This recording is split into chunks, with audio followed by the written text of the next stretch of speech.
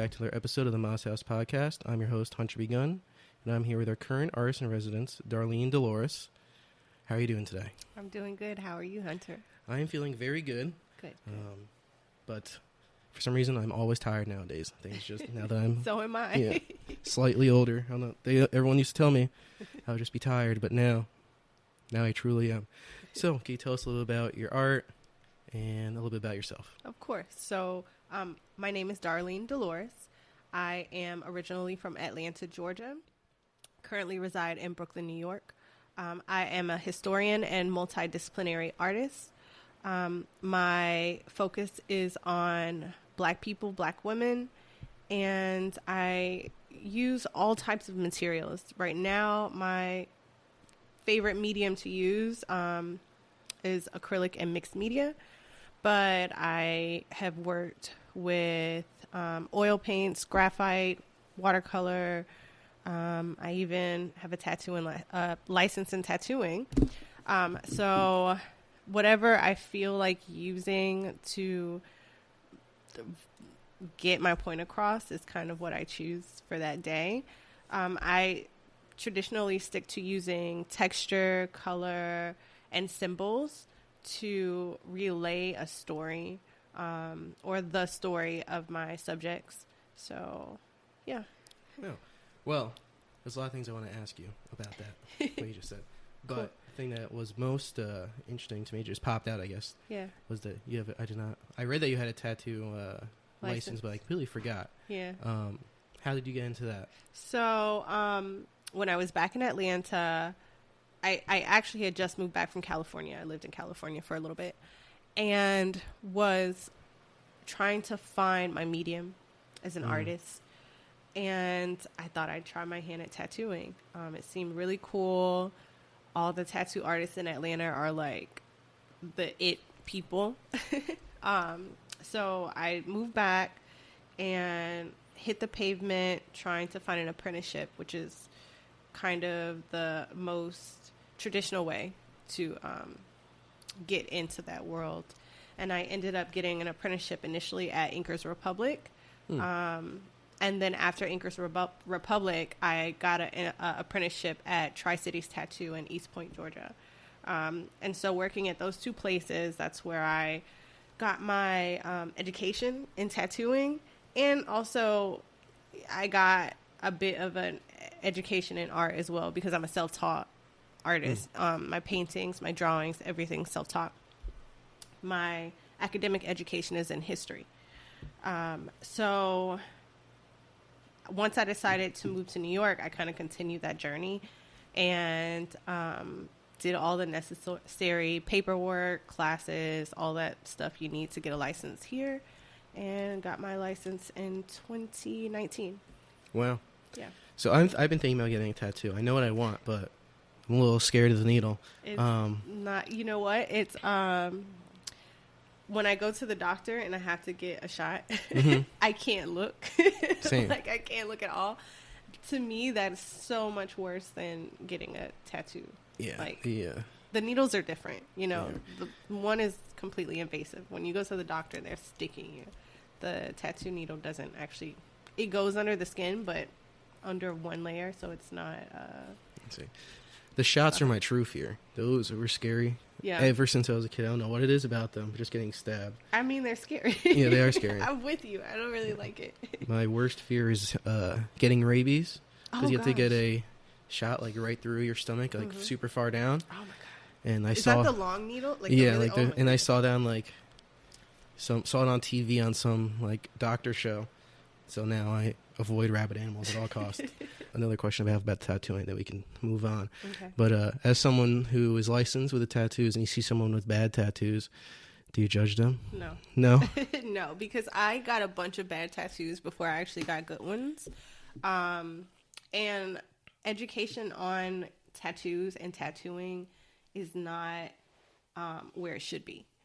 And so oftentimes people just do whatever, they decide they want to ink their bodies, and some people do it themselves, or some, it's so much different now too than it was like 10, 20 years ago. And I'm not going to say how, but people can do it themselves. I'm not going to put that out there because I don't want anybody going to get them. Yeah, going to get them. But I'm not going to judge anyone. I mean, like, it's your body. Do what you want. If it's bad, so what? I think if I judge any tattoos at all, it's going to be tattoos of people's faces. Mm-hmm. I really think that that's kind of ridiculous. But, like, other than that, I always said I would never get anyone's name. And then I had a sister that passed away, and I got her name tattooed on me. And then I got my mom's name tattooed on me. And then pretty soon I'm going to get my daughter's name tattooed on me. So, yeah, it's your body. Do what you want with it. But people's faces, I think, is kind of creepy. Yeah, they are a little creepy. Yeah. A lot of NBA players get, like, full body tattoos of just different faces. Different faces. Usually does not. Sometimes it looks pretty cool, but yeah. I mean, they're great artists strange. out there. Yeah. Like some of the people who taught me, especially at Tri-Cities, you have Danger Dave, you have Red, and you have Lord Yada. Those guys are some of the best tattoo artists I've ever seen. So there are some great artists out there who are doing that work. But even if it's a good picture of someone's face, I'm still like, come on, dude, like, what is this about? But it is a little strange. Yeah, I will agree with you there. So I would like to ask you, so you brought up a bunch of different mediums. Do you have a favorite? I think my favorite, gosh, it's really hard to say. I mean, maybe painting with oils. I don't get to paint with them as much now, and it's the same reason, like, why the reason why I don't, same reason why I'm not tattooing as much as I was before, and it's because of my kid. Mm-hmm. So once I realized I was gonna have a kid, I kind of pulled back from anything that would have been toxic or chemical based, and so I don't use oils anymore, or at least right now I don't use them because I don't want to cross contaminate or anything like that. Anything that my kid might come in contact with. But I do like the way that oils blend together, and I like the fact that they don't dry immediately, and that I can kind of stretch that drying process so that I can play with colors and texture a little bit more. But then I really like all mediums. Today I went to the beach, and I was using pastels to kind of sketch the landscape. Which beach were you at? I was at Cooper's Beach. My favorite one. It's so pretty. Oh my gosh. And it's so quiet. I went there a couple days ago because I walk my dog there sometimes between like the dog park and the beach. He likes the beach. But with the crazy weather, there's kind of just like that drop off. Yeah. Is it still like that? Yeah, it's still the drop off. I just sat on the edge. You did? Yeah, I was like pretending to like fall in, but then I actually did fall. Fell. It's pretty deep. It's like 4 feet or something like that. Yeah, I didn't get hurt, luckily. Okay. But good. I just fell in, and I was like, oh god, now I'm covered in sand. Oh yeah, it's so pretty. Even with the drop off, it's so pretty there. But I use pastels to do that. I do have a least favorite. My least favorite is watercolors. Watercolors? Yeah, I use them for the sake of just doing, like, as a multidisciplinary, I like to keep myself sharp, but I'm not a fan of using them myself. I do know some incredible watercolor artists, but I'm not. Why don't you like them? Maybe it's because I can't manipulate them the way that I want to. Not as easily as I want to. If you look at my work, you'll see, like, I do some really interesting things with patterns and textures. Yeah, I wanted to bring up that your art has lots of texture to it somehow. A lot of textures to it. And so I like to kind of, even with, like, my collage work, I like to kind of pair things that the eye wouldn't necessarily see together. But somehow it feels right. And it's really hard, at least for me, it's really hard to create those textures with watercolor. I guess without, like, doing lots and lots of layers, and I don't have to. It's weird. I know. Yeah. I feel like I know exactly what you mean now that you explain it. And I do want to bring up just 1 second about your workshop. At every workshop at Ma's house, when they have a resident artist do one, and they always have something different. And sometimes I really feel like, oh wow, mine's so good, and then everyone has really, because a bunch of artists do come and they always come and like make great stuff, but then the artist in residence always is like, okay, here's mine, and it's like 10,000 times better than everyone's. I'm like, what the fuck? No. How's it even possible? Like, looking at yours, I was like, okay, so he cut out as soon as he just cut out 2 pieces of the mirror and made it like that, it's just automatic. I was like, okay, it's over. The brain is like constantly working, you know, as an artist. It's like I can't even explain that part. It's just you see things differently. Mm-hmm. Yeah, but I'm also a teacher in art, and I teach from as young as 2 years old to like as old as 80. And I think that what everyone else does is incredible, especially the people who aren't like, don't call themselves artists. Mm-hmm. I've seen some 3-year-olds make some really amazing work, believe it or not. I think as an artist, we focus so hard sometimes on trying to get to the end result, especially once you've created a practice, you kind of forget about the process. But then when I see everyone is in a workshop, when I see everyone else's work, I'm like, wow, your brain is like doing some really cool things. Oftentimes people who say they aren't artists are very artistic in a bizarre way that they just don't realize. And exactly. It's pretty amazing. Then I get jealous. I'm like, how the heck can they do this? They're not even an artist. Your art was pretty good, though. Thank you. Yeah. I don't get jealous as like, oh, I wish I was jealous. It's like, damn, I need to get better. So, I'll take that as a compliment. Yeah, yours is pretty awesome. Thank you. And then, speaking of people who say they're not artistic, my Uncle Avery, he made an amazing piece, he never always says, "Nah, I don't do art. No, Hunter, sorry." His was like from his personality, really from everyone's personality. Of what I gathered that day, everything spoke to their personalities, which is what I wanted from the workshop. I wanted everyone to kind of reflect. It was called self-reflection, so to look within themselves. And your Uncle Avery, he was very quiet and peaceful in nature, and his work definitely showed that too. It does. I couldn't believe what I was seeing. I was like, he's actually drawing, and it's very good. This is crazy. Yeah. So thank God for your workshop. Who knows if he ever would have done that. Maybe he's like has a secret notebook or something. He might. He truly might. Yeah. Honestly, I was thinking that since Jeremy is such a great artist, it's like you would think it comes from his mom because she's an artist, and her work was amazing. Her work's too. Also like amazing, those colors, I still have been thinking about them. Just like, so good. I think so. He might get some of his artistic talent from his uncle too, not just his personality, or not from his uncle, from his dad. Yeah, he's my uncle. Yeah. Okay, so it's back to you. You have your hands on a lot of different mediums. Yeah. Is there one that you're looking to try, a new one? Something I don't do as much as I would like. I really, maybe at some point I'll do photography. Oh, really? Yeah. I take pictures. I have a Polaroid, and I use pictures as reference materials for my paintings. Mm-hmm. So in the series that I'm working on now, In Search of Black Wanderlust, I meet with each subject. I have a open dialogue with them, discussing who they are and where they come from, and their relationship with their ancestors.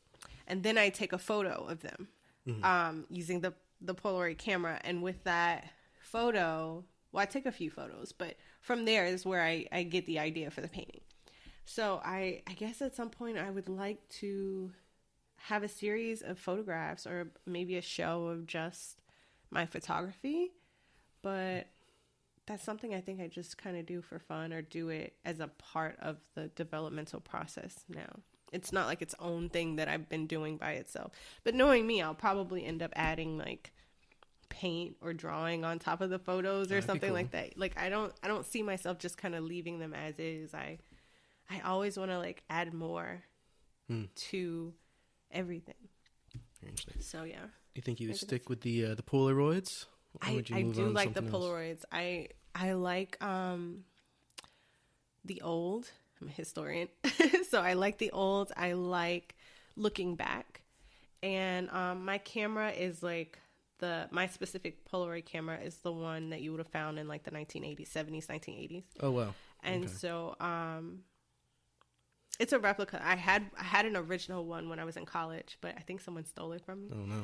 So my partner got me one. Got me the same kind, but just a reproduction of the same kind that I got stolen. But I like the old. I like the way that those images come out looking. Even looking back on a lot of my inspiration, I look at black and white photos from past photographers, specifically taking pictures of black people, brown people.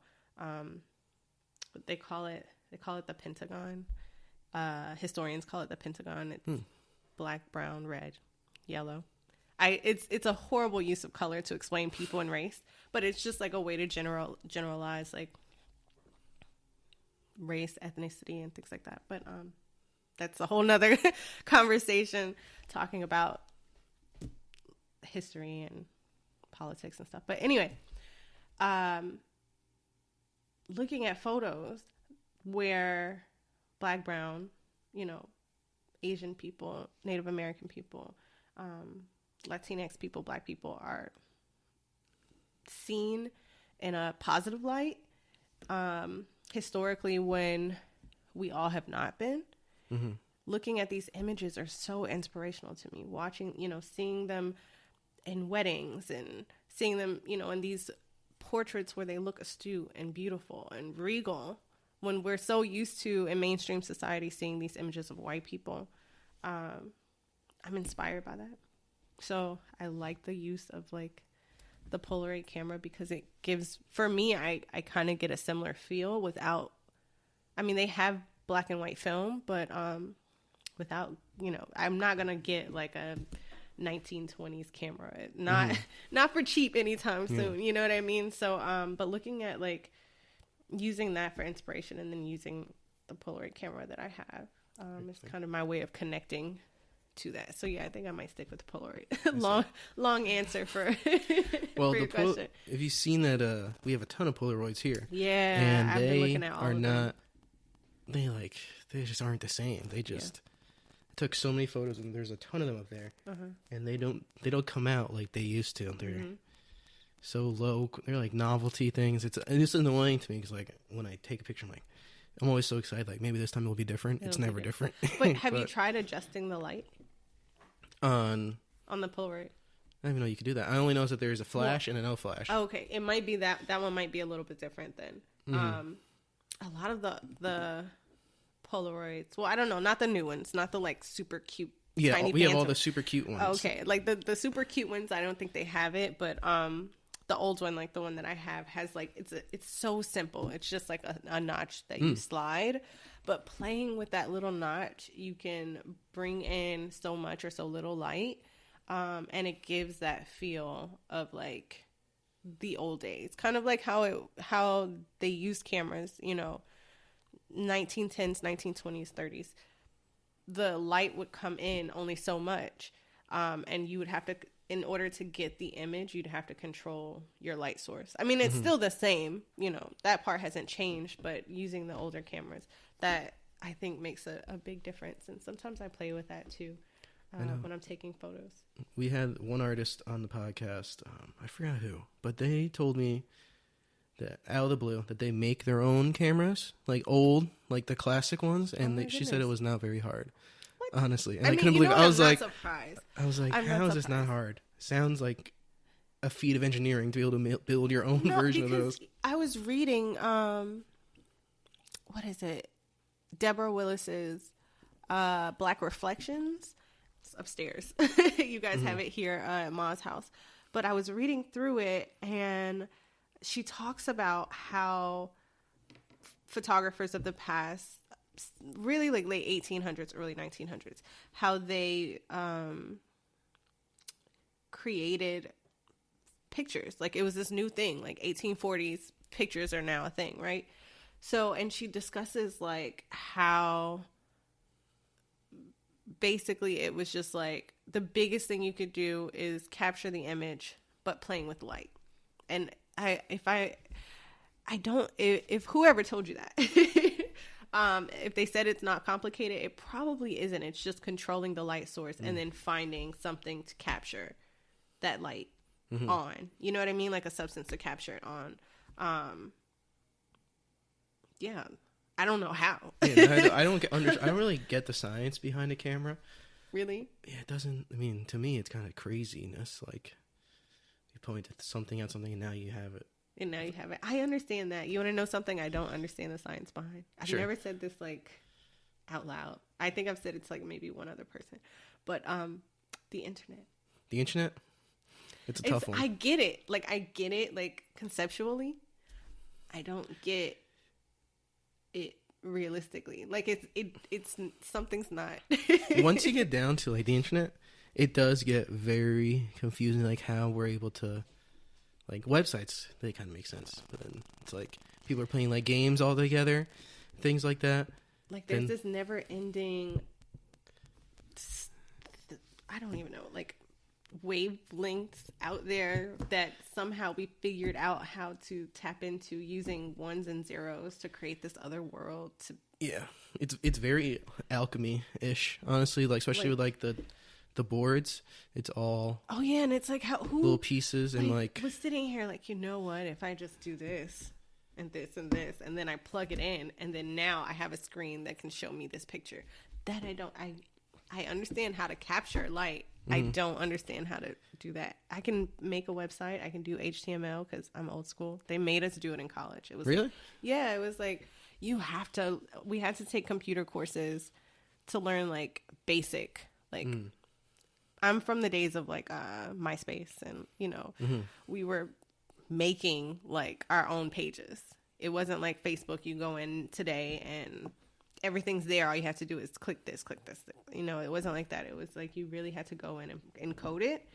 And it was like required that we did that. It is a crazy requirement. So crazy. But so I get that type of stuff, but I still don't understand how. I don't know. That's a whole nother thing too. That could be an entire 3-year every weekly episode podcast for people. Just how does the internet really work? How does the internet work? Do you know what Minecraft is? Like the game? Mm-hmm. I know of the game. Well, I've seen the game. Yeah, in the game, they have this very extensive system of like this. There's items called redstone, and it acts like electricity, and you can like it's very complicated. Yeah. But people have discovered how to make computers. I tried to play it in the early days of Minecraft, and I could not get it. I couldn't figure it out. I used to love it as a kid. I hope that doesn't make me sound unintelligent. No, I mean it's just if you were working on HTML and then I was working on Minecraft, like that's what they teach kids now a lot of, like how to do stuff like in these games because that's how their brains work. But people can make computers in Minecraft that like play and you can like write stuff. Gotcha. So somehow the internet is getting, and I'm pretty sure it'll be able to connect to the internet soon through another game from a computer someone else made in a game. But then what does that become, like a branch off the internet tree? I don't Did I stump you? I don't know what it would be. They also have the world's largest library is also in Minecraft. On Minecraft? Mm-hmm.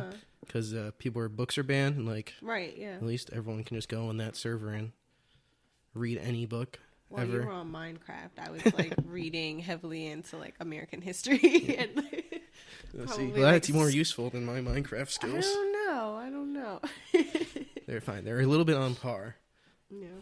Okay, well, why don't you tell us a little about how you ended up going from your history background to your artistic background?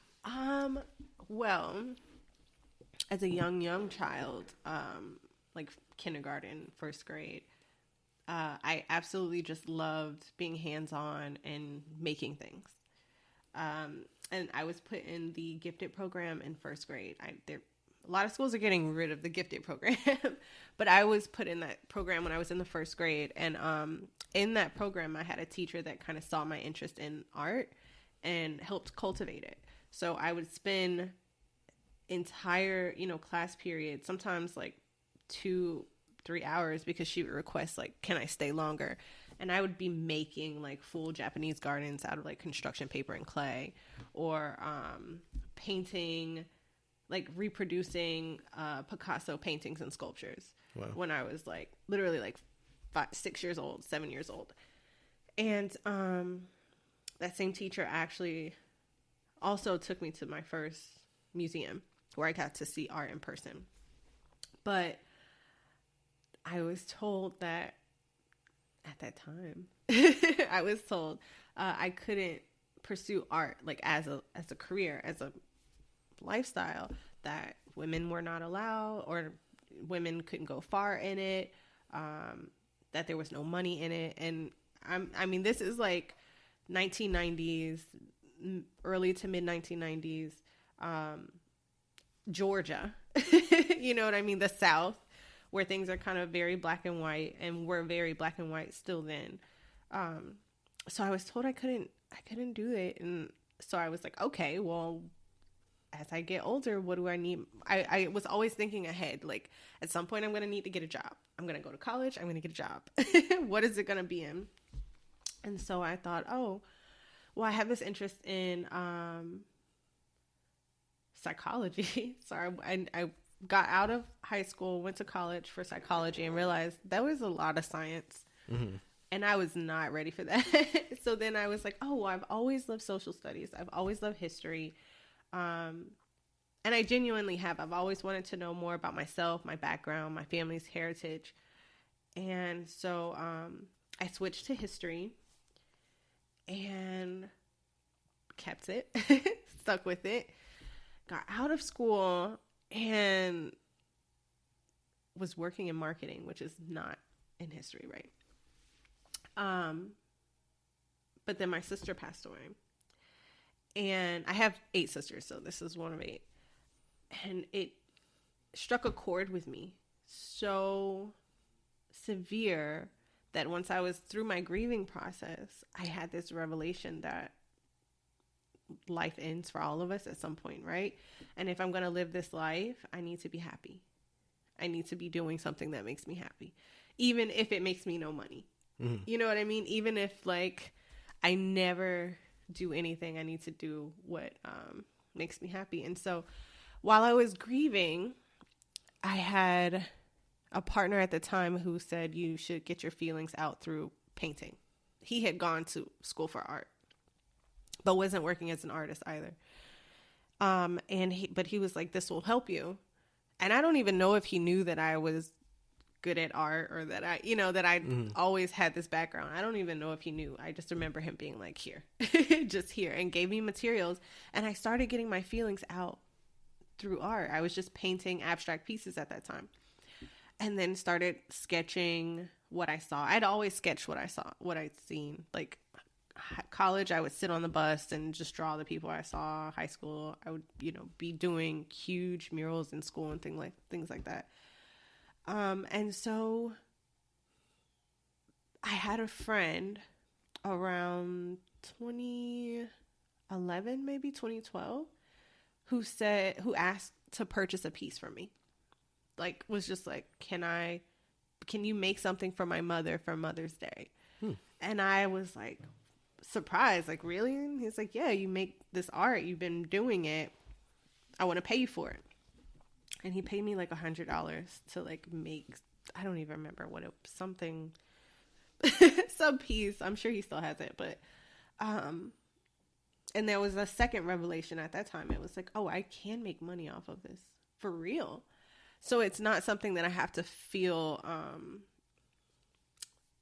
like suppressed about. It's not like it has to be a hobby. It can really be my life, and I can exist as an artist. And if people want to purchase it, that means there has to be some quality to what I'm doing. So after that, I made up my mind that I wanted to be an artist in some form or fashion. I moved to California, hung out in the desert. It's my 20s. I'm just like being free. And then that's when I realized, like, okay, I want to really take this art thing seriously, but what medium and how do I want to do it? And then that began my journey into traveling back to Atlanta, because I knew a lot of people in Atlanta. I didn't really know anyone in California. So I was like, okay, when I get back to Atlanta, I'll start networking to see what works for me. I did that with tattooing, got that education, and I learned a lot about just being, because the artists specifically at Tri-Cities Tattoo are tattoo artists, but they also make their own art. Lord Yada makes some incredible work. And you can Google his work. It's Lord Yada. But he makes some incredible work, and just working under him and working under the guys there, I got to really see a different side to the art world. And from there, I was just like, okay, what's next? New York is, what do they say? If you can make it in New York, you can make it anywhere. Mm-hmm. That's what they say. That's what they say. And so I moved here and really began focusing on what I wanted to say in my work and presenting myself and as a professional artist and honing in on my skills, and have been doing just that for the last almost 6 years, using my knowledge and my academic education in history to kind of infiltrate my artwork and pair the two, because I love them both so deeply. I truly enjoy learning. I could sit in a library forever just reading. And so pairing the two, I've found a way for myself. And so here I am, I guess. I mean, there's a lot, missing from that story. Mm-hmm. There's a lot here and there. But that's the gist of, everyone said I couldn't. I realized I could. Did. Yeah, and I still did. And I'm really happy. Creating. I mean, I love creating. And I love that I'm not just creating for the sake of creating. I create with something to say. And I'm telling stories I'm telling the stories of people who may not get their stories told any other way. I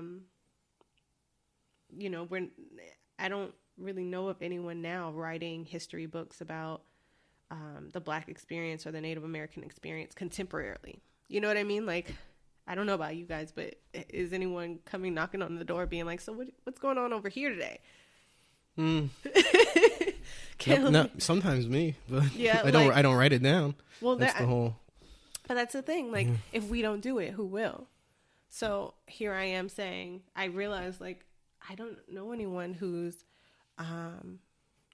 talking to this person who's the only Black female doctor in her practice and her experiences. And I don't see anyone taking photos of her. Mm-hmm. But that's a story that should be told because she's existing now and living now. And in order for us the future generations to know about who we are today, people, living today have to tell those stories. We need storytellers. So here I am telling stories of these people who may not get those stories told, so that maybe future generations will see it and ask more questions and want to know more about what was going on for these people of color living in 2023 or 2024, or, you know what I mean? Mm-hmm. Wanting to know more about our stories. Yeah. Well, going all the way back to how you first started the story, I was also in the gifted program, but they kicked me out after. What'd you do? I just wasn't doing the work because it was horrible. The gifted, we call it enrichment, and it goes by so many names. Yeah. But one of them, they kept making us read books I didn't like. Really? And there's this one book I remember, The Trumpet of the Swan. It was about a swan who couldn't make his little noise, so he got a trumpet. I feel like I've heard this story. And his dad outcast him because he couldn't make it. But then he became a trumpeter in the band.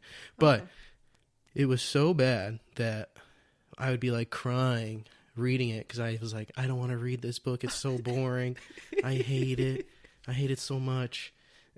And this one time I remember they you had to write a full page summary about the chapters you read. So I just wrote 5 big giant words, which is pretty smart. I'm I wouldn't be mad at you if you were a kid in my class. I would chuckle. I would still encourage you to do the work, but I wouldn't be mad. You wouldn't get kicked out. Yeah. They didn't kick. They're just he needs to get some ADD tests done. I think because I couldn't. It's that boring. Yeah. It just wasn't. I was just like, God, I hate this book. Yeah. That book ruined education for me for the rest of the time. You should revisit it. I have been thinking about going back and seeing, was it really that bad? Yeah. And even if it was, reuse it, use it somehow. Burn it. You could do that. That's an entire performance piece That would right be there. a cathartic experience. And then, yeah, very interesting. I also went into marketing. That's how I didn't actually use it, but when I went to school, I was going for business and marketing. Yeah. And then I became an artist. I did it. It wasn't like I didn't do anything about it, in school towards marketing. I came out and needed a job, and I found this job in Buckhead, and people in Atlanta know where Buckhead is, and it was like, oh, it's paying well. I think I was there for like maybe a few months, and I was like, this is not for me. Like, Well, you know what? Everyone that has some marketing experience, it does help them as they're an artist to like market themselves. Oh yeah, really. of course. So of course. a lot of artists that have been on the podcast have something to do with marketing at one point or another. Really? Yeah, which is very interesting because I don't know why. That's pretty cool. If they went into college for it, or they ended up having to do it for a little while. Yeah. Or I think someone you actually know, like DeMarcus. Mm-hmm. He did a bunch of marketing too. Another I think he still does do marketing. He still does marketing. Yeah, he does marketing, and he's someone who's like, you have to do some marketing, pushes that forward. But a lot of people. I'm not surprised though. I mean, I get it. There's definitely a split between artists though. It's like artists don't want anything to do with capitalism, and then the artists are like, you kind of need a little capitalism to survive. Need a little bit. I mean, I want to be the kind that's like, no, I can't be in that world. Mm-hmm. But I grew up in the South. You know what I mean? Like with a single parent, and we live in this world that's really hard to change. And I'm not saying we have to accept it for what it is, but you can't change things unless you like know how to, and unless you're a part of it. Like, it's better to change from within than to try to fight. you know what I'm saying? Beat down the door. It's easier if you're just in the house. You can kind of make the change. So, I mean, I'm not against it. Make your money how you need to, but there are a lot of ethical ways to make money in capitalism. Exactly. You don't have to be some billionaire sociopath who exploits people. Exactly. And if you are a billionaire, figure out ways to better use your money, your income. You don't have to keep all $1 billion to yourself. Yeah, like that's a lot. Yeah, there's a lot in this world that needs to be assisted and changed. So yeah, consider donating. Exactly. $2 million to Ma's house. Exactly. So I can build a studio. Yeah. Outside with soundproof walls for the podcast. That would be cool. That would be really nice. And then we could have like musicians, and they could like sing in there and stuff, and like record songs. What is it? Tiny Desk, Ma's House Edition. Ma's House, Tiny Desk. Yeah. We had a couple shows out there. Yeah. It'd be nice to do in here too. I mean, I feel like it'd be very loud. It would. I mean, I guess it was acoustic. The person that I'm just thinking that the other artists we had, their music was very loud, and they did like soundscape. Very interesting way to perform. Actually, they would like play a couple notes on one instrument and then push like a pedal, and it would save it, and then they would play something else. Yeah. And they were definitely rustling up the spirits of the ancestors. People like that perform, like that process. I really like that process. It was it's pretty amazing to watch for sure. Have you heard of Masego? Masego? Yeah, he does that. I don't think so. Masego. Look him up. Masego. Masego, if you hear this, come buy some work. But he does that actually. He like on stage, he makes like music, like beats on stage, doing that process, and he uses a lot of inspiration from different cultures and things like that as well. So I actually forgot to tell you. Yeah. But I saw, or you just mentioned a little while ago that you enjoyed the photos, the black and white old photos. There's an Instagram account. It's called Shinnecock Portraits. Oh, I've already seen. You already seen them? Yeah, okay. I've been on there liking all all the pictures. Yeah. Okay. I really do like it. I was looking at some, really intrigued by the images I saw from like I think I saw one that was like 1915 of Shinnecock natives in the village, in Southampton Village, with like the mayor or something. And I'm like, how amicable was this experience? Like, what was happening this day? What were you guys just hanging out? Just chilling. Like, and the mayor's like, yeah, let's go take a picture. People used to be able to just walk in, and they would just like walk around on the res. The last mayor we had, actually, I think his name was Jesse. He was kind of probably like, he was like a young guy. Like, you'd see him in public. He'd go to like a public event, and he'd be in like a sweatshirt and like khakis. He was a mayor that you probably just catch, hang out for a little bit. Yeah, like, what's up, Jesse? Hang out with him for a little while. I think people got sick of him. Not like from doing anything bad. People were just like, this guy's young and doesn't know what he's doing. I was gonna say this is a very old environment. Oh yeah, not the like just when you go into like the village. I mean, I'm like everyone's over 50. What is there's nothing wrong with being over 50. There's many things wrong with it. No, I'm kidding. I mean, it's just a lot of older people out here. I was on the phone earlier and I was like, I don't see a lot of children. Like, I see some children, but not, just going, Everyone just left because now it's school time. It's school time. But even then I'm like, and I'm up early. So I'm like, where are the school buses? Not that I'm looking for kids, but it's like, where are the families? Because I'm a parent, you know what I mean? So I'm always like, I'm looking at the area like, oh, can I get a house in the Hamptons one day? Is it family friendly? Or is it just, It's, I don't know where, like, the people with families honestly live around here. See, that's besides, like, the people on the res who have families and young children. But during the summertime, which you just missed, there's everyone. A lot of young people are around. Yeah. But it's kind of annoying. Now that everyone's gone, it's only people who live here, double my age, like, hanging around. So yeah, it's like travel to, like, it'd be nice find to friends. See families out here. I mean, that would make a statement. It's like, if you're a family that lives out here, that means you can afford it. Mm-hmm. It's unaffordable to live here. Don't tell me. It's I'm gonna do it. If you would like to, then you can find a way. I'm sure. I'm gonna get a house. All you need to do is sell one piece of art to one of these people over with the beach houses. I've thought about it. And then his wife said, "Do you want to buy this?" So beautiful out here. It's not even about the wealth. It's I really have fallen in love with the landscape. Mm-hmm. I absolutely adore it. I mean, it's just perfect. The trees, the water, everything's so accessible and just lively. And I know it's going to change as it gets colder, but that's a part of the beauty too. I can't wait to see what it looks like out here. During Christmas time, it's pretty nice. But it's, you know what I mean? Like, I'm a sucker for landscape. Mm-hmm. I really am. So I'm like peeping out, like, where could my kid go to school? Could she have any friends? The Southampton School District's pretty good. Yeah, I bet. Mm-hmm. Yeah, I bet. I did not go there personally, but no. Everyone else who has gone, and my Aunt Jeremy's mom's teacher there, cool. seems to art teacher, and haven't heard anything bad really by the school, and all the kids from the res that go there seem to get along well enough. Okay. But they've taken over the sports now, like basketball and stuff. That's like a big thing now. That makes sense. They've gone very good. Yeah. So yeah, I don't know. I kind of wish I almost went to school here because it would have been so different. But then again, like, people I met, totally worth it. But then at least I have friends here now that I live here. Yeah. Know people from, like, I wouldn't have to travel so far to, like, meet up with my friends again. It's different. Yeah, it is what it is. Have you been to the Rogers Memorial Library? No, is that the one that's in the square? Well, I want to call it the square. I don't know what you guys It is call in town. Okay, it's in the town. I think I passed by it this morning? Yesterday? If you're going to the beach, you might not have passed it maybe.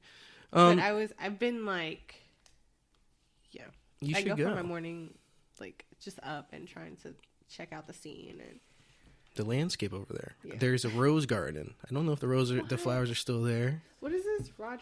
Rogers Memorial Library. The rose garden during the summer is like beautiful thing. It's like very nice. Okay. Definitely go check. I know now that I know you like landscapes. I think go up there. If the flowers are still around, another good thing to see. It's still bright it's warm enough for people for them to survive. It's getting colder, but it's not there yet. So I mean, the leaves haven't really changed yet. Just getting a little strange, honestly. Yeah, it is kind of odd. It's like, we know it's gonna get crazy cold soon, but the leaves are all bright green. Any day, it's just gonna happen. I remember this is what happened many years ago. Not many, but there was a nor'easter. It was like still where I was living in Westchester. Everything was still green. There's still leaves. And then it snowed like really bad. And since all the leaves were still in the trees, they kept up all the ice and the snow. And it was too heavy. It looked amazing, but it was so heavy. It brought down like hundreds of trees. We had no school for like a week and a half, and no power. Yeah, which is crazy that our lights just went off down here. Yeah, but it's looking like that could happen again if it gets too cold and the trees are still. The almanac says that it's the almanac. The almanac says that we'll have it early winter this year. Yeah, that I read somewhere that it's supposed to snow in October. Oh God. Yeah, that's crazy, right? I can feel it. Yeah. So I don't know. I just my predictions. Yeah, in the mornings you can, and at night. Yeah. Oh well, I have a bunch more questions to ask though, so I'll try to get through them pretty quick. It's okay. I'm long-winded. I talk a lot. It's okay. It's a podcast. It's perfect for you then. I hope you guys are still listening. If not, you guys are all dead to me. Just kidding. Oh well, how did you discover Mouse House? DeMarcus. Really? It was him? Yeah, it was DeMarcus. He either posted something or sent me something. I can't remember. It was somehow DeMarcus sent or I saw through him. He was here for he had a residency last year, I think it was last year. If not, it was early like around this time, a little earlier, I think. In the year, but right around this time. Yeah, he had either, I think he might have just finished, and so I was following, oh cool, DeMarcus has another residency. He's had a few now, and so that's how I discovered Mouse House. Yeah, he kind of like took over the area. Basically, he like started talking. He would just walk down the street, talk to random people, and they'd be like, "Yeah, I have an art show over here. Do you want to be part of it?" And then sounds about right. I think it was after the podcast I had with him. He had to meet someone up on the res, and I didn't know who they were. He's like, "Yeah, I met them walking around." He's like, "Can you drop me off?" And it was like pitch black out, and there was no one there. And I was like, "Are you sure about this, DeMarcus? I guess I'll drop you off." And then we got there, and all the lights are off. There's like, oh wow, okay. I'm like, "I'll wait for you if you go ahead and ring the doorbell." And then someone did answer the door, and I was like, "Okay, I think I know who that is." And then I just left him, and then it worked out. They be people like that. I'm not that person. Mm-hmm. I talk a lot, and with the right person, I will sit and talk forever. But I'm not the type of person that's just gonna walk up and start having conversation with other people. I definitely think it's a cool thing for people who do. But I'm a little bit of an introvert. I'm an extroverted introvert. And sometimes it takes a minute for me to even, I could sit and just like be in someone's company forever before I'm even like, yeah, I'm an artist. This is what I do. I that was me the other day at Parrish Museum. I'm like hanging around and like talking to people, cause we're like waiting for like the same line or whatever to get our picture taken for the Inside Out project, JR's installation at Parrish. And, just like chatting it up, like in the line, like, yeah, it's cold out here. It's real cold. Yeah, I've been waiting for a minute. And then it's like when I'm getting ready to leave after I get my picture taken, someone says, what do you do? Or like, and I'm like, yeah, I'm an artist and I'm over at Ma's house and here for residency and all of that. It's just, it doesn't come out naturally for me. Mm-hmm. So if you hear this and you like my work, please just contact me. It's just not my, some of us are like that. Not great at kind of reaching out. And I have reached out to a few, people here, and everyone has responded and been so nice, but it takes a lot. There's like a whole level of anxiety I have to like get over internally and say, it's okay. You can do this. You can do this. It's just talking. It's just talking. It is nerve-wracking. As someone who, I used to be extremely extroverted, and then like I turned older, so now I don't want to impose my personality on other people too often. Me too. That's how it feels. Because I definitely have an overwhelming personality on people. Like I can take control of whatever's going on. Yeah. But there's so many art events I have to go to now, and now I'm like, oh God, I have to. explain myself to these people, who I am, what I do. I had to have my everything ready. Like, that's when the anxiety kicks in. Like, I've been at shows of mine and I've like hid outside. Like, and I like, I don't know. I'm the same way. It's like, I what do I say? I know what to say. I know what I'm here for. I know, you know, what I want, but, it could be very, it's just draining. It is very draining. For me, it's like overstimulating. It is very overstimulating. I prefer to just kind of be in my bubble. And I use my work to talk. I use my work to speak. I speak through my pictures. So, even like as a historian, like I'm not, you know, I can write papers. I can have conversations and discussions and even lead workshops. I can lead a workshop, no problem. There could be 50 people in the room and I'm like, I got you. And as soon as it's over, I'm like back in that shell. Like, I'm okay in here by myself. You gave everyone 50 minutes. You gave everyone an hour of the full power. And after that, it's like, I need to go back to this quiet place. That's also like, now you're in like a leadership position. Like everyone's like, this person's in charge and has to tell me what to do. And if they don't tell me, I'm not going to know what to do at all. Yeah, that's true. At like an event where people are like either looking at art, I feel like they're in kind of leadership position in terms of like, because I gave them my art to look at, and now they get to feel however they feel about the art. Yeah, they want to know like, well, what does this mean and what does that mean? And I'm always like, what do you think? Yeah, do you really want to know what that means? You tell me the answer.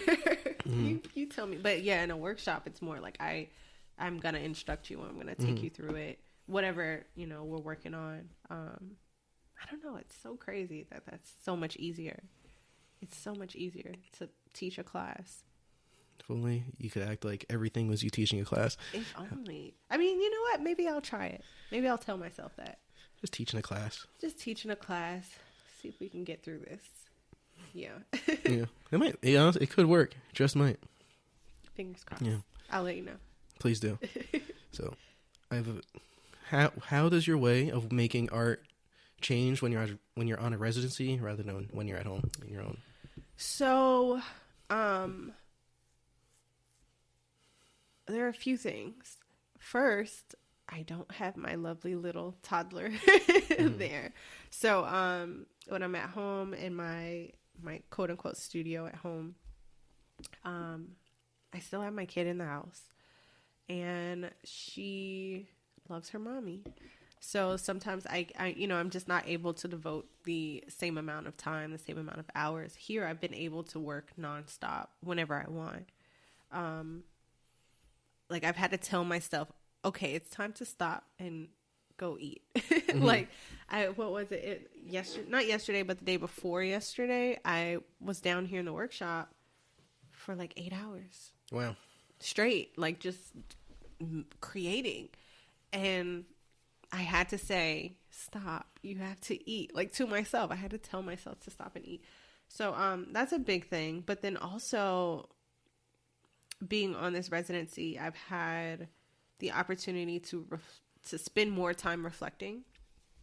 I spend a lot of time reflecting on my own anyway, because I am an introvert. I'm constantly thinking about society and the past and the present. I don't often think about the future, but I think about the past and the present, and reflect on like how I want to say things, and I'm very intentional. Everything I do is with intent. But here in this residency, I've been able to reflect on things that like I haven't thought about nature in a while. I mean, I'm in Brooklyn. There's nature in Brooklyn. There's nature in New York City, but to be immersed in it here, I'm able to think about the birds more. I'm able to think about the colors of the leaves or the trees, and how those look at those textures and how the light is reflecting through the forest, and be inspired by nature and think about how to apply that to my work. Because like I said, I use texture. I use a lot of texture, as well as those symbols and colors to tell a story. So I'm able to do that when it's like the city is just hustle and bustle. And I'm able to devote more time to my practice Yeah. Without, like, I try to give my entire practice, my full everything. But again, it's hard to do when I'm also teaching and I'm a mom.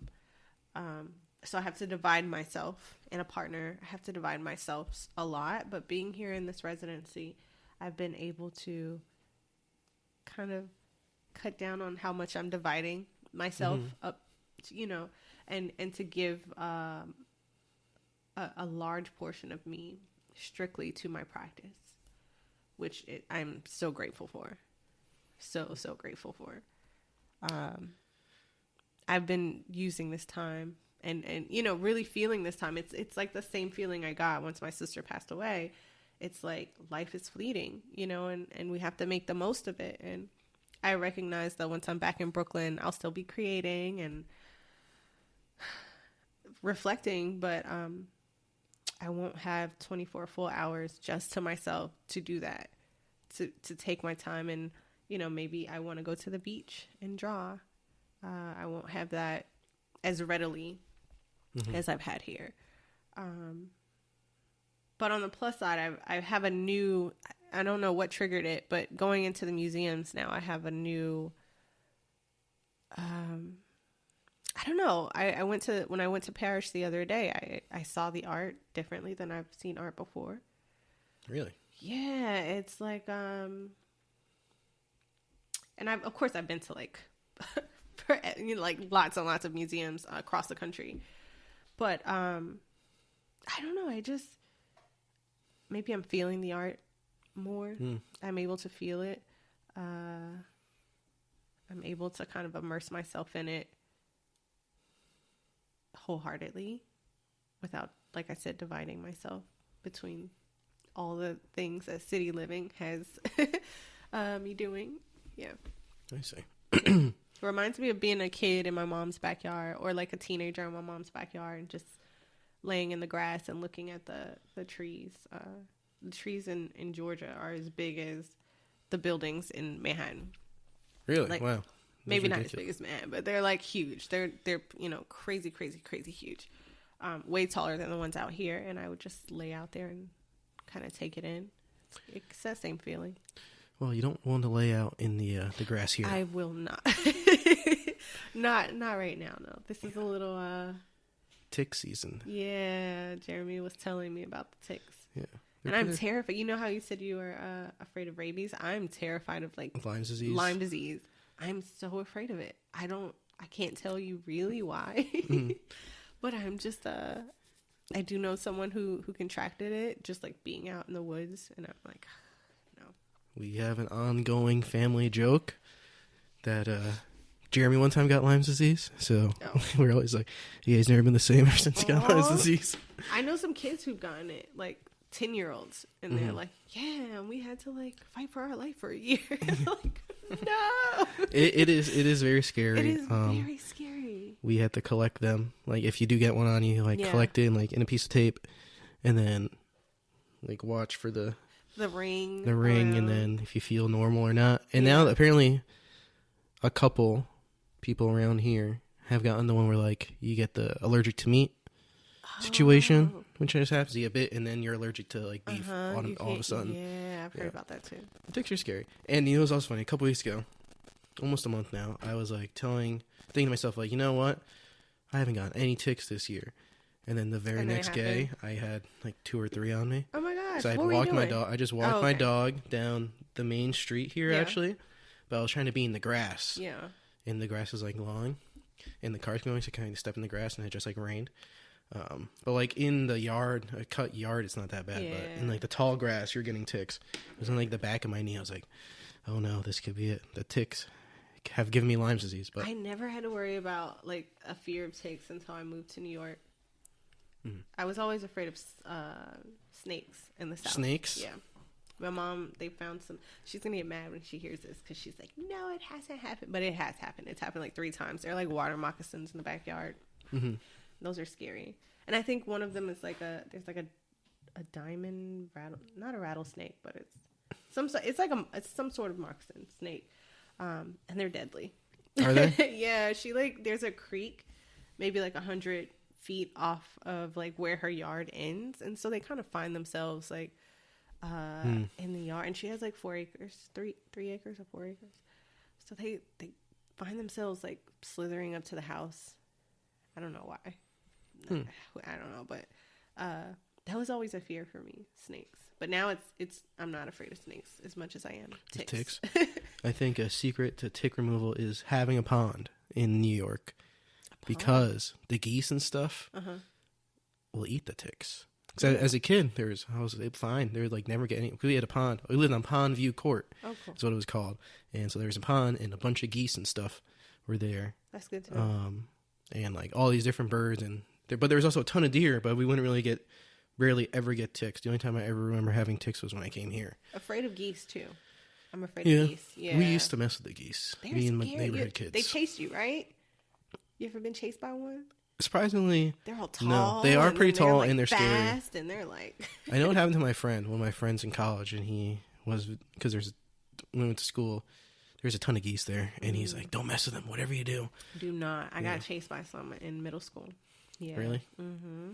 Not fun. What did he do to them to deserve the chase? Nothing. They're just assertive little things. They're like aggressive, and it's like I don't know. I think I was just trying to get home. Like I was just trying to get home and walk the road or something, and they like came after me, and I just remember crying.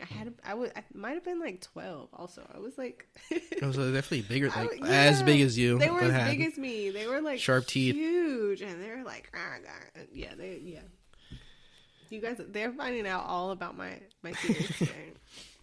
Well, if there is, so the rabies, there's ticks, and there's bats who eat the ticks, but are the only animal that can give you rabies without biting you.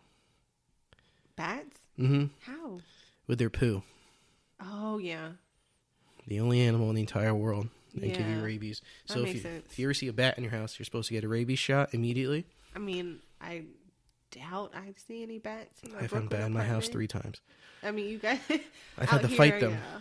I've had to smack them out the air with a cross stick. I always see that on TV and movies. Like bat coming in the house? Yeah. It's just like the movies. There's a movie called Sweet Tooth on it's a TV show on Netflix. Sweet Tooth? Yeah, it's about about a vampire? No, it's about it's kind of COVID-y, if it makes sense. It's about this virus that somehow gets into society. And one of 2 things happen. If you're like a normal human, it can kill you, and the way you know you have it, your pinky starts shaking like this. But then the other thing that can happen is the virus can produce these babies. Like you're a normal person, right? You contract the virus, you're having a baby. That baby can come out half pig or half deer or half, I don't know, bear, half turtle or something, like any creature. Wow. Yeah, it's called Sweet Tooth. It's really good, actually. They're preparing for their 3rd season. Preparing for the 3rd season? Wow. It's so good. It's going to be like a human hippo coming out someday. I think that's one of the, That'd be a powerful combo. The baby's alive? Yeah, they're like living, functioning. So they have consciousness, but they're just got they some have DNA. Consciousness. Some of them can speak, some of them cannot. But all the powers of a hippo. Yeah. That'd be a pretty scary person. And then there are people who like the quote unquote normal humans want to kill all the half breeds, hybrids. Yeah, the hybrids, and so they want their blood or something to keep them from so that they can use it as a vaccine to keep away the virus, because the virus moves so fast it kills 60% of the population or something like that. Jeez.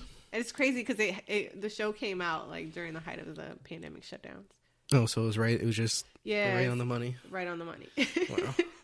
But the lead character is this 10-year-old boy. Is he's Sweet Tooth. He's Sweet Tooth? Yeah. I thought it was going to be completely like a vampire show that named Sweet Tooth. They picked out diabetics. Looking for blood. Looking for blood. That's hilarious. No, they just happen to have a scene with a bat. And the bat it was like symbolic or something, trying to get the bat out of the house. But I don't remember exactly what the symbolism was. There was something there. I don't remember. Yeah, we were just screaming, trying to survive. Yeah. All right, well, let's talk a little bit about the current pieces you're working on. Okay. I think you said you had making 9 pieces. 9 pieces. It was 8. And then I found an additional subject that I really wanted to capture. So it's going to be 9. I've completed 1. I will be completing another this evening. It's like almost done. Wow. Like really, a few hours from being finished. And then I have a 3rd that I may get finished before I leave the residency. But In Search of Black Wanderlust is what I'm naming the series. And it comes from, I'm not sure what sparked it, but I know what my inspiration is. The inspiration is images from James Van Der Zee and Carl Van Vechten. Both are or were photographers, taking photos of mostly Black people in New York, 1920s, 30s, and 40s. Their images are very distinct. Like when you see them, it's each of their work. They were not working together. Carl Van Vechten was a white guy, and James Van Der Zee was a Black guy. And Van Vechten typically took images of like celebrities. Mm-hmm. There's like Ossie Davis and Ruby Dee, Harry Belafonte, Billie Holiday. I mean, the list just really goes on and on of the people that he photographed, which is very interesting for a white guy to be doing during that time. And then James Van Der Zee took images of like everyday people. Maybe they had just gotten married or just wanted their picture taken. And these images show these people so beautiful. They look, there's this mainstream history looks back on Black culture and shows a lot of the negative, and makes you see these images of Black people working in the fields or always being servants, illiterate, or the caricatures of like eating watermelon and just the pickaninny images and things like that. And so to see the images that Van Der Zee and Van Vechten created, these Black people look happy. They look well-to-do. They look like, how we see ourselves and how we see each other today, just existing, not a caricature, not just living as a part of their circumstance and history. And so these images are so inspirational for me, and I use them in the process of speaking with these subjects. I'm telling the story of these people who and their relationships to their ancestors, which vary. Every subject is different. Some of them know who their ancestors are, where they originated or where their cultures originated, and others have no clue whatsoever. All they know is who their parents are, which is a part of me telling the story of Black and Latinx history within this work.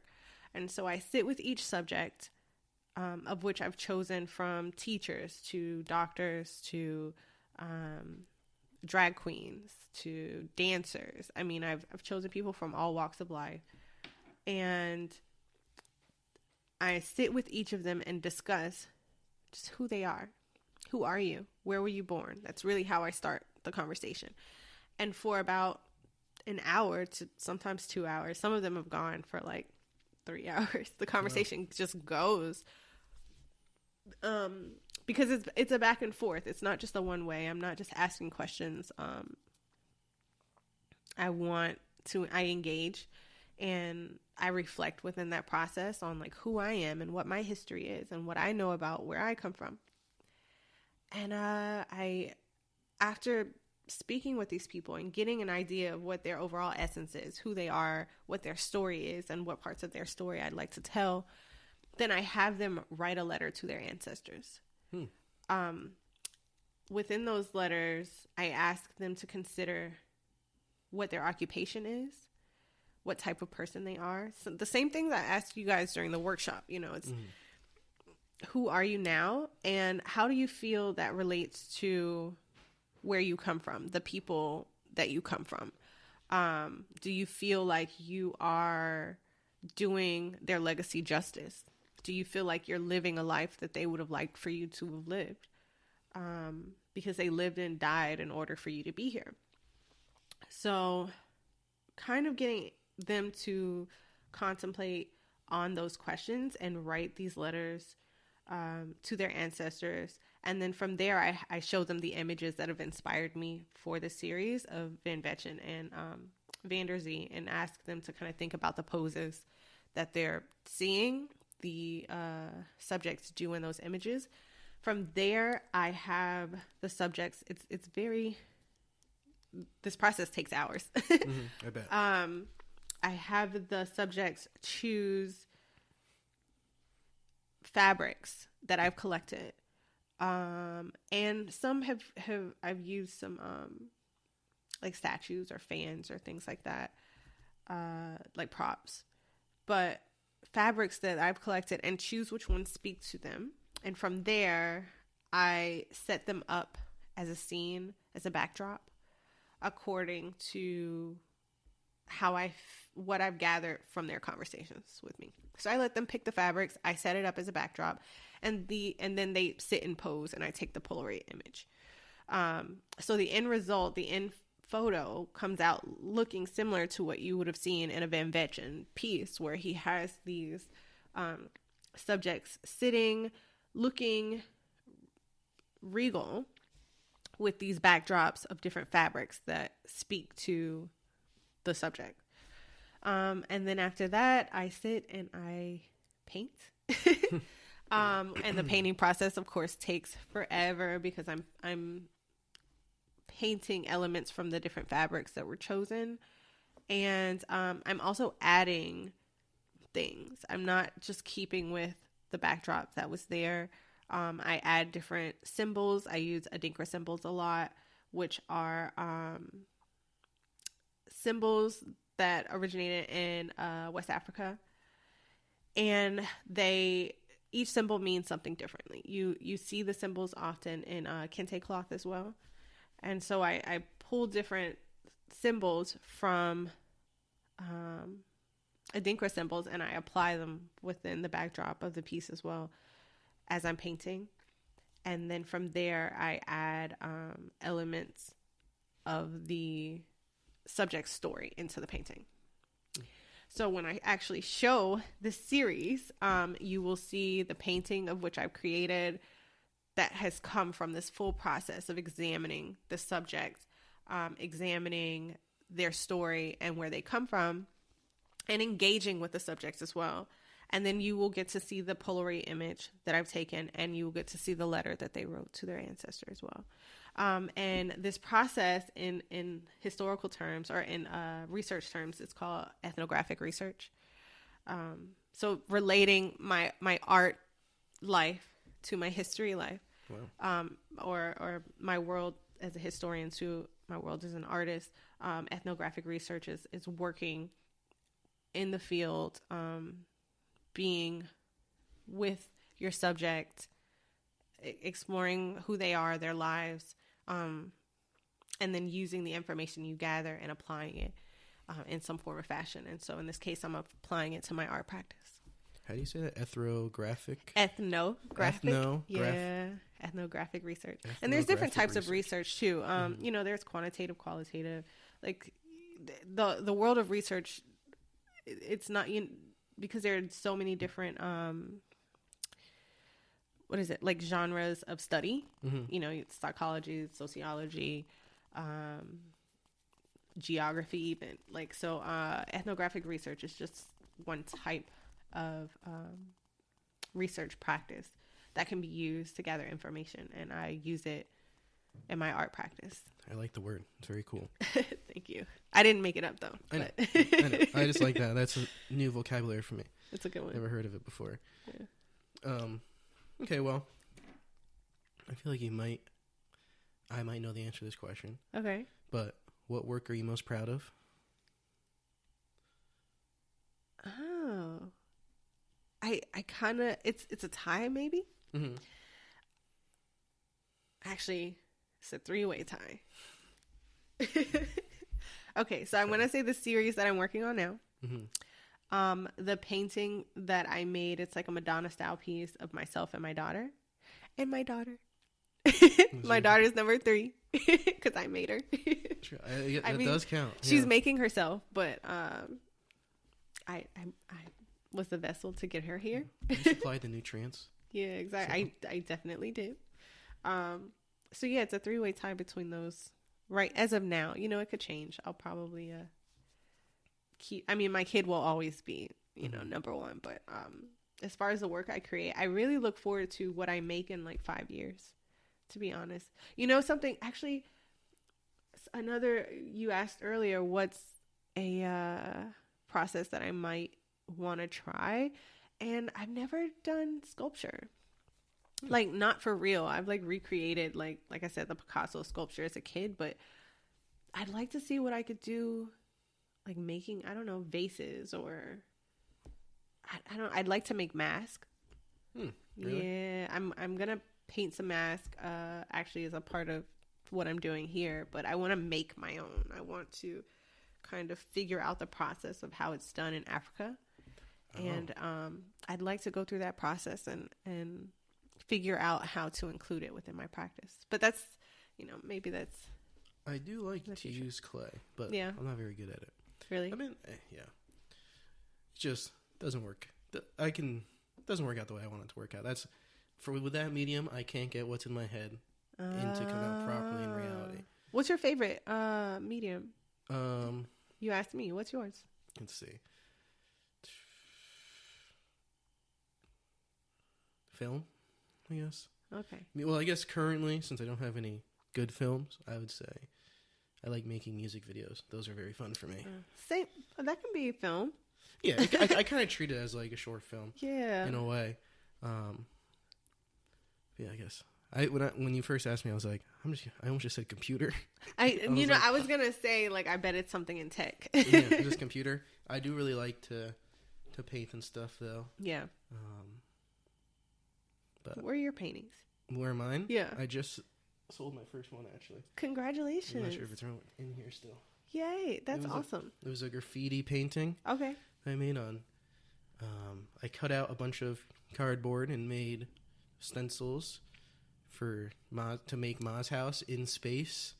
Oh. Yes, I made that like. I haven't seen it around here. That's cool. I just sold it. I guess at our fundraiser. It was like I actually snuck it in to the silent auction. Oh wow. Yeah, it was hanging up there where that painting was. And with all this shit here, I had to like climb through it. Yeah. And everyone was upstairs. And I like made my own like slip, and then someone actually bought it. That's awesome. It was an architect who bought it. His name is Pete. Shout out Pete the architect. Which now I can see why he likes it, because he's designing. He like designs houses and stuff, so cool. No wonder he likes that one. That's awesome. Thanks, Pete. That's cool. Thank you, Pete. The first painting I ever sold. I haven't made another painting since, though, because all my painting stuff is at my dad's house. Mm-hmm. But that stuff I've used here, I just went to the Herrick's Hardware, another classic store in Southampton. Okay. Bought some paint. When I ran up there, Hares or Harris? Herrick's. Herrick's. Mm-hmm. It's an amazing hardware store. It's like a very local. I would call it almost a local legend store. Gotcha. A couple local legend stores. I love the hardware store. That was even a kid could enjoy being in that hardware store. I'm like a kid in a candy store and a hardware store. It's so crazy. Like, I really enjoy. I don't know why. It's what it is. It's the prospect of making things. Mm-hmm. It's right next to, not right next to, but it's within a couple minutes of the library. So it's all in one trip. You can go there. Gotcha.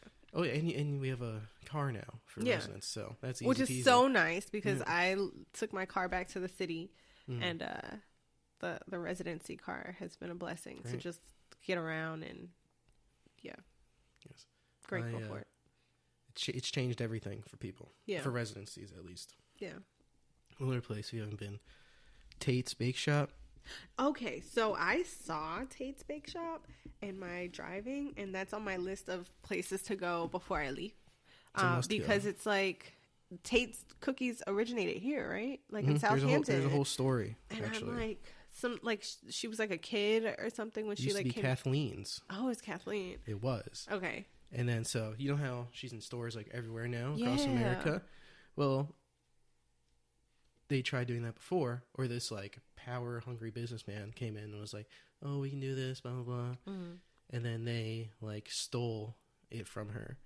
So she rebranded and made Tate's, restarted, and then so now good. it is some of the best baked goods I've had in my entire life. And the fresh ones, oh my god. They have a cake. It's called the Marie Antoinette cake. Okay. Might be the best cake ever. I'm gonna go. I'm gonna wait till my kid comes on Saturday to go. Bring him in there. Yeah.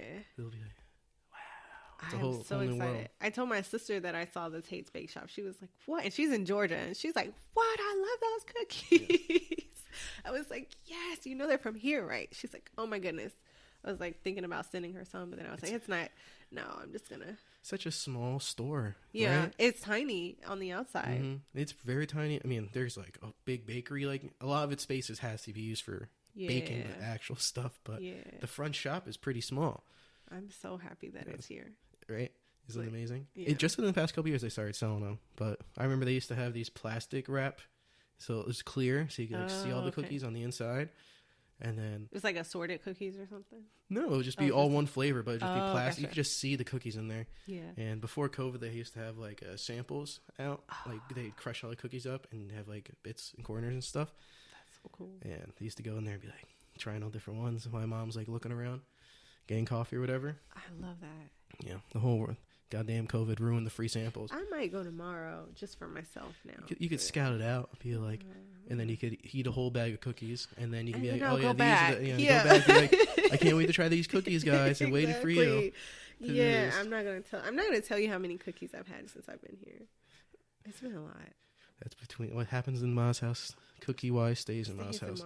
I mean, a lot of cookies. Yeah. Okay. Well, two more questions, I believe. Okay. Is there anything that I should have asked you about? What do I have next? No, I don't want to talk about what I have next. I'm going to let everyone see. I take it back. Okay. I take it back. Follow me on Instagram. That might be one. What's my tag? Is that your next question?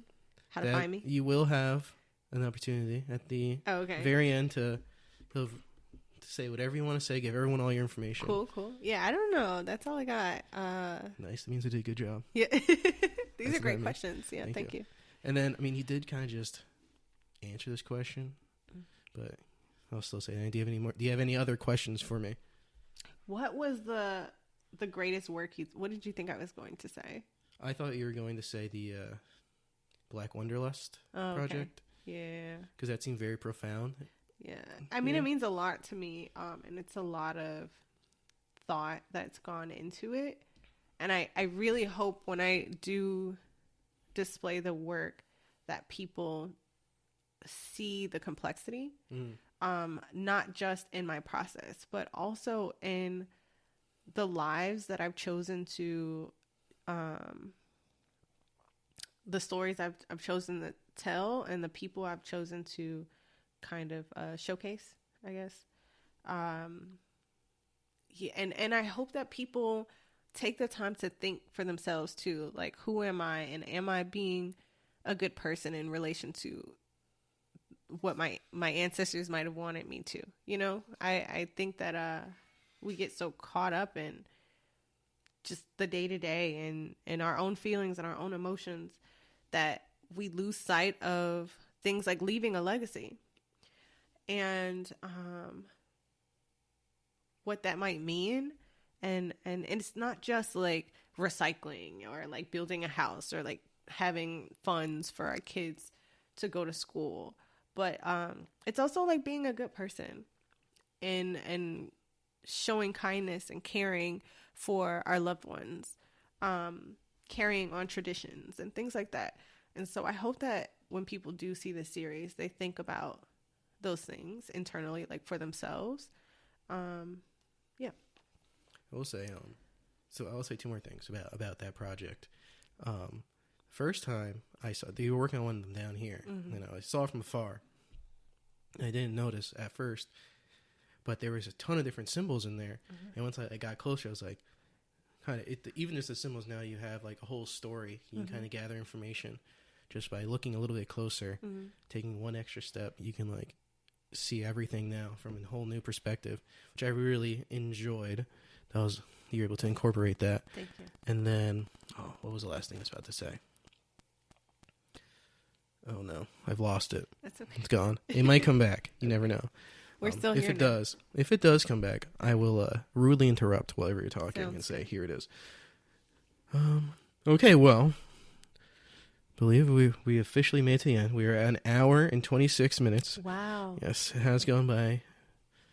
It's flown by, honestly. I really hope people are still listening. I think so. I think we're going to have to cut the game because we play the game now. There'll be a 2-hour podcast, and we cannot have that. No. Okay, but at the end, I'd always like to give all of our artists the opportunity to plug in all their social media, shout out anybody, any groups you want people to check out, all your websites, whatever. The floor is yours to say. You can say anything you want to say. I'm going to say follow me on Instagram. That's at love.lena. Love, like love with a heart. That's my baby's name, Love. So love.lena.love. Check out my website. It's www.darlenedeloris.com. And look out because I will be having my first solo show in November very soon. So it's next month. Yeah, it's next month. Follow me to find out more information about that and all the other things to come. There's a lot more, but like I said, I'm gonna hold on to those things. And check out DeMarcus's work because he's great. Thank you, DeMarcus, for putting me on to Ma's house. Check out Jeremy's work because he's he's an amazing artist himself, as well as he running Ma's house and running this residency. So check out Jeremy's work. And, check out your work. Thank you. Please check out the podcast. Check out this podcast. Yes. Well, we have made it. Thank you again so much for being on. It's been a pleasure. Thank you for having me. Hopefully it was nice for you. And everyone still listening, thank you for making it to the end. Very grateful for you guys, all of our listeners. I finally have met a couple fans in real life. And I was like, oh my God. They're like, yeah, I love the podcast. I was like, yay. Nice. So I have someone who likes the podcast. I just stumbled upon it like before my residency, so I'll be getting into it. Oh, yeah. I mean, now I'm on it. Yeah, now you're on it. Now you have to be an expert in Yeah. all Mouse House podcast guests. Of course, I will. All right. Well, to everyone who made it to the end, thank you very much, and we'll catch you all in the next episode of the Mouse House podcast.